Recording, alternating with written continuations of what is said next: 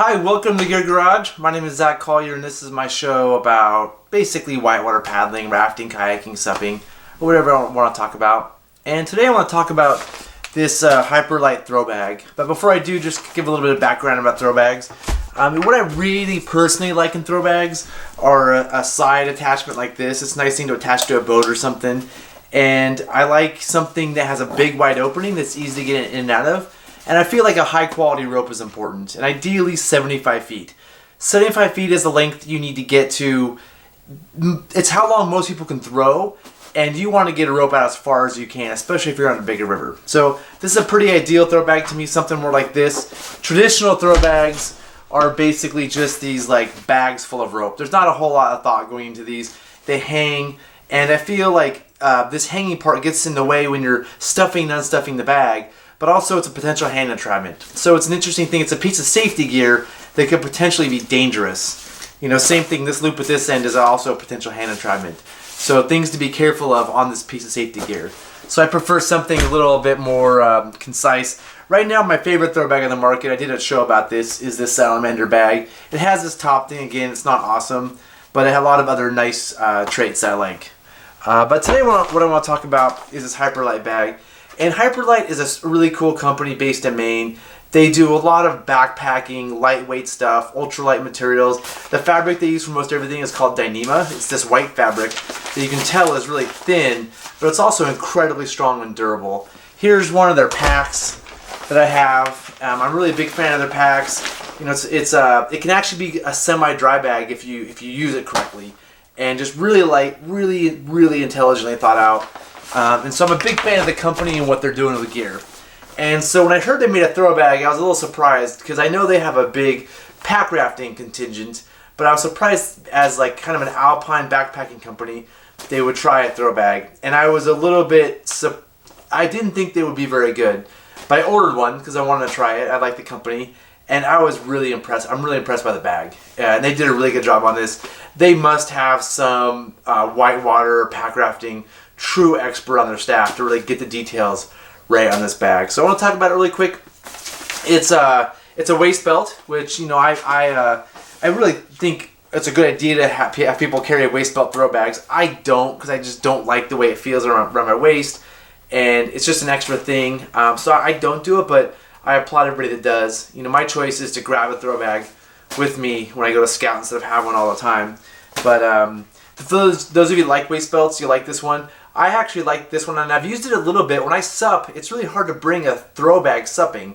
You can clip it on the board, but it's kind of in the way. I've actually worn to stand-up paddleboarding a few times, and I really like it for that. So I will use it for that. And inside of it, there's a nice little bag, and this is the actual, here's the case, here's the actual throw bag.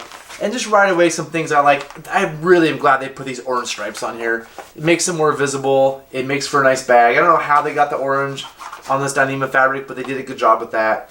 And a lot of throw bag companies like to put mesh in the middle to help it breathe better, to help water get out. You know, I'm not a big fan of that. That mesh is kind of a weak spot. You know, that's the part where it's going to break. And so durability-wise, that mesh will go quick. And they put some drain holes here, which I think work great. I think that's totally adequate for the bag. And I think the real key thing here is, you know, it has a nice wide open mouth and stuff and other stuff. But their choice of rope is really smart. You know, Sterling is my favorite rope company. This is a Sterling Ultraline, which is a great rope.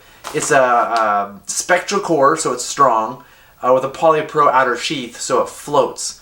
And I feel like we should always try to be using floating rope in whitewater situations, especially when rescue's involved. And when tensions are high, we're doing things. It's nice to see the rope, and it's nice that it doesn't get caught in rocks underwater. So really glad they went with a floating rope, but also something that's pretty strong.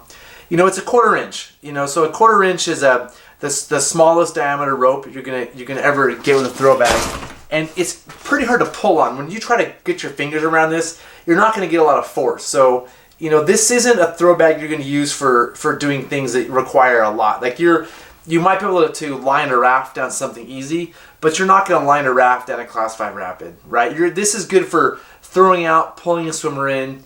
You know, you can line like an alpaca or an inflatable kayak, but, you know, this isn't something you're going to put a lot of stress on because you simply can't hold on to it because it's so thin. And it's not the most grabbable rope, but it's fine. But I really like that it's small.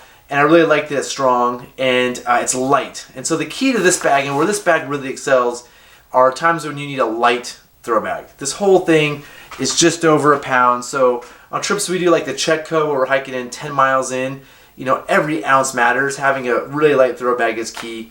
And I think one way they did that was, instead of doing a full 75 feet of rope, it's just 65 feet, which again, I'm not stoked on, but it's certainly adequate. You know, I wouldn't use this for something like the Grand Canyon or a big Alaskan river, you know, or even the Middle Fork of the Salmon if you're a pack rafter. But if you're doing the Chetco, something 200-300 CFS, you know, a smaller volume river or a big creek, I think 65 feet is fine, especially when you're just working with pack rafts or duckies or even hardshell kayaks. I think 65 feet is adequate. So I think they made some good choices. If they made it 75 feet, it would just weigh more. And I think that when we're hiking in 10 miles, I'm glad that actually in that case the 10 feet are off it. So it's a good choice of rope. They went high quality. A lot of throw bags will put a lower quality rope. They went with the right rope. So I'm just really stoked on this bag. I'm gonna start using it more. Currently, for our Chetco trips, again, we hiking, you know, 10 miles and we're on like low volume river. We've been carrying these Astro throw bags, which again, it's a unique product. They're really well made. It's very well thought out.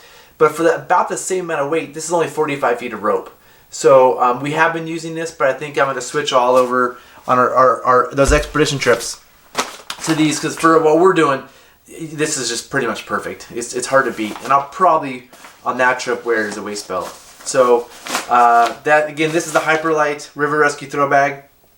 They did a really good job on this, and I'm pretty excited to use it.